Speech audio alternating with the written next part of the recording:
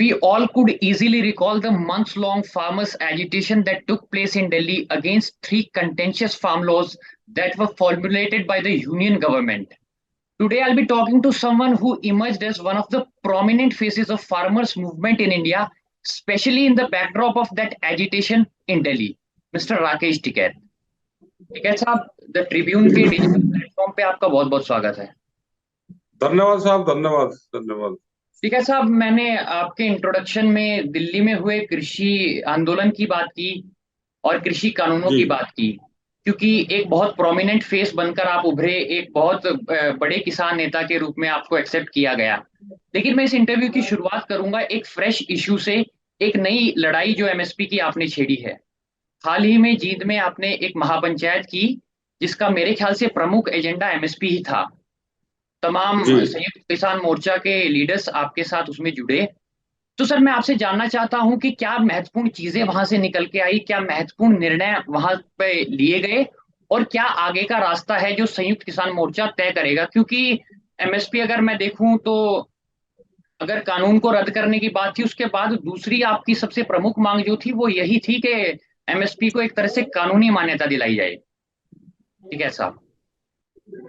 देखो, हम आज मध्य प्रदेश में हैं और कल से हम बिहार में जाएंगे 4 दिन के लिए।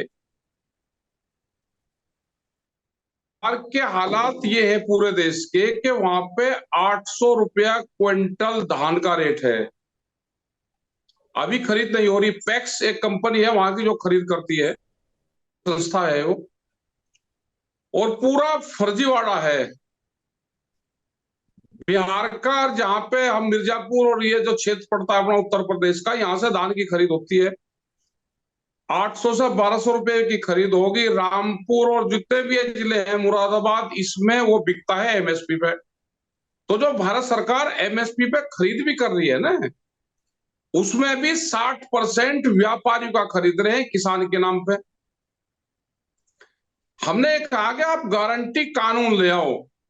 गारंटी कानून जब आ जाएगा, अगर बिहार में खरीद होनी है या आसाम में खरीद होनी है, तो उसके नीचे पे खरीद नहीं होगी। बाजार कोई भी उससे नीचे नहीं जाएगा।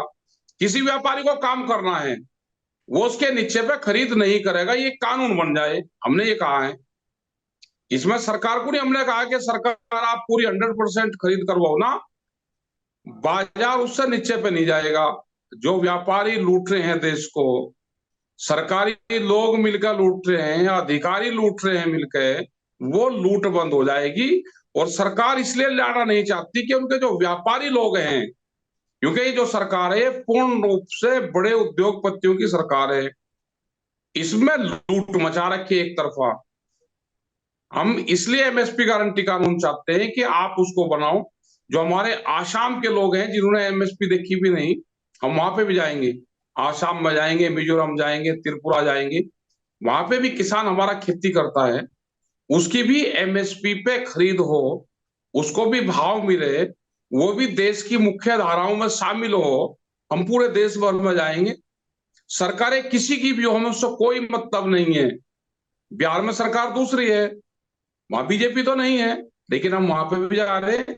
किसानों की जमीन छीनने का काम एक बड़ा देश में चल रहा है। ये हमारे बड़े सवाल हैं, इसके लिए हम पूरे देश भर में हम जा रहे हैं। ठीक है साहब, संयुक्त किसान मोर्चा के आपके साथी ही हैं दर्शन पाल सिंह, वो भी जींद की पंचायत में आपके साथ थे। उन्होंने भी कहा कि 15 से 22 मार्च के बीच में एक बड़ा आंदोलन हम लोग दिल्ली में करेंगे। और उसी मंच से आपने भी कहा कि किसानों से आह्वान किया कि अपने ट्रैक्टरों को तैयार रखें, कभी भी दिल्ली से बुलावा आ सकता है। तो जहां तक जिस वक्त प्रधानमंत्री जी ने कृषि कानूनों को वापस लेने की बात की थी और आपने मीडिया में अपना पहला वक्तव्य यही रखा था, मोर्चा खाली करते वक्त आपने कहा था कि ये एक तरह से एक बड़े मैच का सेमीफाइनल है, एक बड़े मैच का एक तरह से प्रैक्टिस मैच कह लीजिए। तो क्या आगे जाकर के एमएसपी को लेकर के टिकैत साहब की तरफ से एक उसी तरह का आंदोलन देखने को मिल सकता है देश को, कि टिकैत साहब एमएसपी देखो, सुनिश्चित कराने के लिए एक उसी स्तर का आंदोलन करें? बिल्कुल आंदोलन होगा। अभी 20 मार्च की हमारी दिल्ली में प्रस्तावित एक पंचायत है, उसमें ट्रैक्टर नहीं जाएंगे। लोग अपने वाहन से, गाड़ियों से, ट्रेन से उसमें जाएंगे। हम पूरे देश भर में जा रहे हैं कि पूरे देश के किसानों को जागरूक करें। पूरा देश का किसान, मजदूर, आदिवासी सब साथ में है। बड़ा आंदोलन होगा। आंदोलन कहाँ होगा, कब होगा, कैसे होगा, वो आने वाले टाइम पे बताएंगे। अभी हम जगह जगह मीटिंगें कर रहे हैं। आज हम रीवा मध्य प्रदेश में आए, कल से बिहार और वहां पर चले जाएंगे, फिर राजस्थान चले जाएंगे। होली के बाद में फिर हम उत्तराखंड में जा रहे हैं, अलग अलग जगह जा रहे हैं। और हमारे संयुक्त मोर्चे के जितने भी लीडर हैं वे पूरे देश भर में संपर्क में हैं। और देश अब चाहता है कि एमएसपी का लाभ सबको मिले। एमएसपी गारंटी कानून देश में लागू हो, स्वामीनाथन कमेटी की रिपोर्ट लागू हो। और हम तो मार्केट की बात कर रहे हैं ना। हमारी तो ये है कि जिस हिसाब से मार्केट बढ़ा है उसी हिसाब से फसलों के दाम भी बढ़े। एमएसपी तो मिनिमम सपोर्ट प्राइस है। भारत सरकार ने जो एक रिपोर्ट आई थी उसमें ये कहा कि भाई एमएसपी दे दो। एमएसपी तो कम से कम पे है, किससे कम में अगर किसान की खरीद होगी तो नुकसान होगा बहुत ज्यादा। एमएसपी तो मिनिमम है, कम से कम है। इससे नजदीक तो अगर जा रहे हैं तो किसान आत्महत्याओं की तरफ जा रहा है। ये सरकार को संज्ञान में लेना चाहिए। ठीक है साहब, एक और गंभीर आरोप आप अपनी पंचायतों में सरकार पे लगाते हैं। आप कहते हैं कि सरकार, जो बीजेपी की सरकार है, ये हिंदुओं को सिखों से लड़ाने का काम करती है, ये उनका प्रमुख एजेंडा है। तो क्या ऐसी चीजें हुई जिससे आपको ये लगा कि सरकार का ऐसा कुछ एजेंडा है? देखो, एजेंडा सरकार का बिल्कुल साफ है। धार्मिकता की तरफ सरकारों का काम नहीं है। धार्मिक तो हमें संविधान में राइट दिए गए हैं। और जिस तरह की घटनाएं घट रही हैं, ये पूरा एजेंडा है सरकारों का कि आपस में लड़ाई झगड़े करवाए जाएं। ये एजेंडा है। सरकार उसको रोक सकती है, लेकिन सरकार उसको बढ़ावा दे रही है। सरकार का काम इन सब चीजों को बढ़ावा देना का नहीं है। वो एक पार्टी की पॉलिसी हो सकती है, लेकिन जब सरकार बनेगी तो सरकार की पॉलिसी होनी चाहिए, उसकी प्राथमिकता होनी चाहिए एजुकेशन, हेल्थ, रोजगार, उस पर उनको काम करना चाहिए।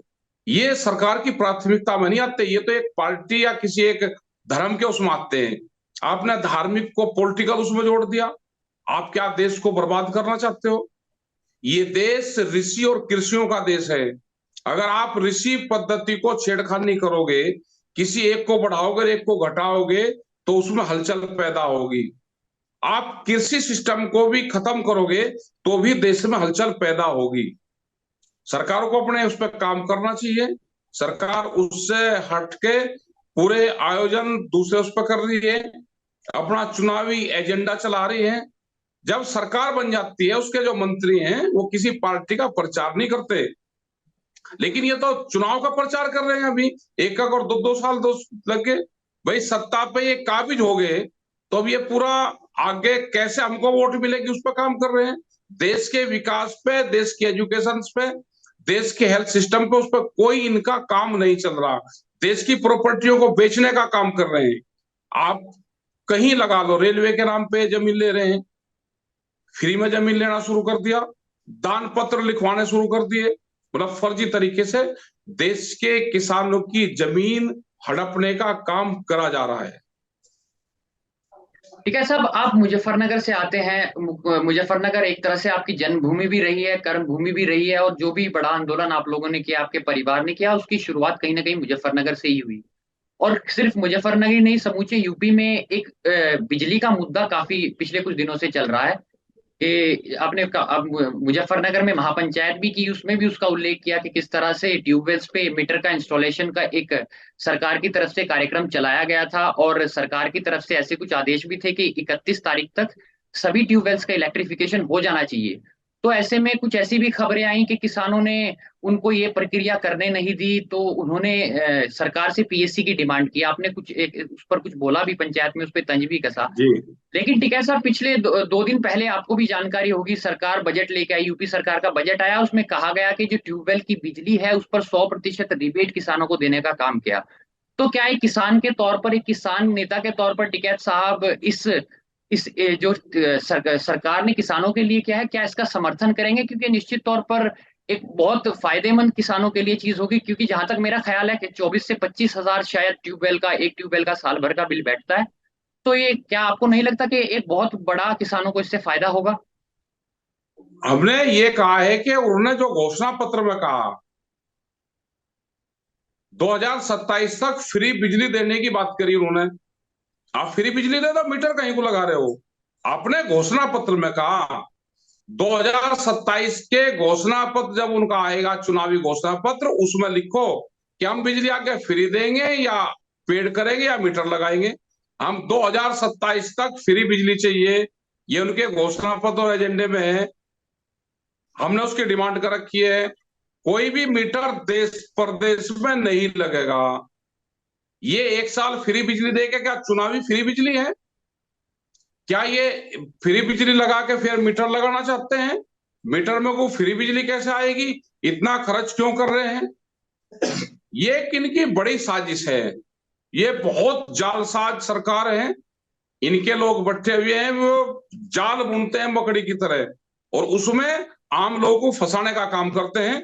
हमने आम लोगों से अपील करी कि सब लोग सचेत रहें। क्या देश को 15 लाख रुपया मिल गया हर कैंडिडेट को? 15 लाख रुपए देने की बात कर कर आज 5 किलो अनाज पे देश को ले आए। ये देश को बर्बाद करेंगे। इस देश को आंदोलन ही बचा सकता है। बगैर आंदोलन के ये देश बचेगा ही नहीं। नहीं, टिकैत साहब, क्या आपको नहीं लगता कि आपको एक लड़ाई किसानों को गन्ने का एसएपी अच्छा मिले, एमएसपी मिले, या आपकी जायज मांग हो सकती है, किसानों की आमदनी बढ़े, किसान इस स्थिति में आए, इतना सक्षम हो कि बिल भी दे सके, सारी चीज दे सके? क्या आपको लगता है कि बिल माफ कराना और इस तरह की, जैसे एक तरह से रेवड़ी कल्चर का आरोप बीजेपी हमेशा से लगाती रही है, तो क्या आपको नहीं लगता कि ये उस चीज का हिस्सा है? हमें ज्यादा फोकस किसानों का, किसान नेताओं का इस चीज पे होना चाहिए कि फसल की आमदनी बढ़े, पे जो लागत से मुनाफा की तरफ किसान बढ़े, और एमएसपी सरकार सुनिश्चित करे, और एसएपी गन्ने का वो बहुत हमने बड़ा मुद्दा है। हमने तो कहा ना, हमारी तो डिमांड यही है। हमारा करीब 45 लाख करोड़ रुपए के आसपास पिछले 8 साल का नुकसान देश के किसानों की फसलों में हुआ। एमएसपी से नीचे पे फसलें भी की, वो हमारा दे दो। हमारा कर्जा भी जो हुआ सरकार की गलत नीतियों से हो गया। भाव नहीं मिलता तो किसान कर्जा लेकर अपना गुजारा चलाता है। हम रेट भी देंगे, हम टैक्स भी देंगे, हमें मार्केट से जोड़ दो, हमारे फसलों की कीमतें दे दो। किसान भिकमंगा नहीं है। हालात सरकार कर रही है, किसानों की जमीन छीनने का प्लान कर रही है। किसान को, देश को गरीब बनाया जा रहा है कि देश का किसान मजबूर बड़ी गरीब बने। देश में लेबर बनाना चाहते हैं किसान को, हमारी जमीन छीनना चाहते हैं। अभी बहुत किसान सुसाइड करेंगे मार्च के बाद से। उन किसानों की जमीन नीलाम में होगी। पूरा एजेंडा इनका तय हो गया है। बैंक जमीन नीलाम कर रहा, व्यापारी के लिए दूसरी पॉलिसी और किसान के लिए दूसरी पॉलिसी। मतलब अगर किसान ने 5 लाख का, 10 लाख का, 15 लाख का लोन उसके ऊपर है, तो सरकार की गलत नीतियों से लोन है। और उसकी अगर 30 बीघा जमीन, 6-6, 5-5, 6-6, 8-8 एकड़ जमीन उसकी रखी, तो 7-7, 8-8, 10-10 लाख रुपए में पूरी जमीन नीलाम कर रहे हैं उसकी। मतलब कौन सी पॉलिसी है? अगर सरकार को जमीन नीलाम भी करनी है, ये कहे कि हम नहीं नीलाम करेंगे, सर्किल रेट में जहां तक उनके पैसे की पूर्ति होती हो उतनी जमीन वो नीलाम करने हकदार हैं। उससे ज्यादा की जमीन अगर नीलाम होती है तो पूर्ण रूप से गलत है। और हम किसी भी किसान की जमीन नीलाम नहीं होने देंगे। हम पूरा उसका विरोध करेंगे। उस जमीन पे कब्जा नहीं होगा। हम पूरा विरोध, अधिकारी और लेने वाले लोग का भी विरोध करेंगे। ठीक है साहब, आपकी जो पृष्ठभूमि रही है वो आंदोलन की रही है, आपके पिताजी ने तमाम आंदोलन किए।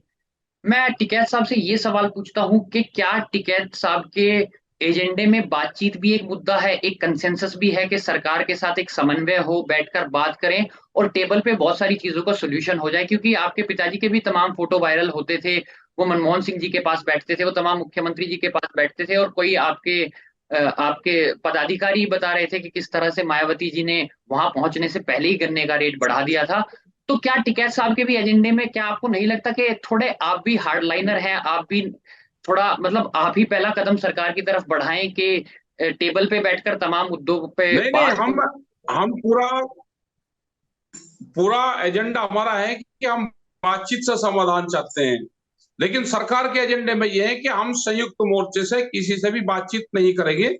ये उनका 22 जनवरी 2021 से ये एजेंडा तय होगा कि अब हम संयुक्त मोर्चे से, जो किसान आंदोलन कर रहे हैं, इससे कोई हम बातचीत करेंगे नहीं।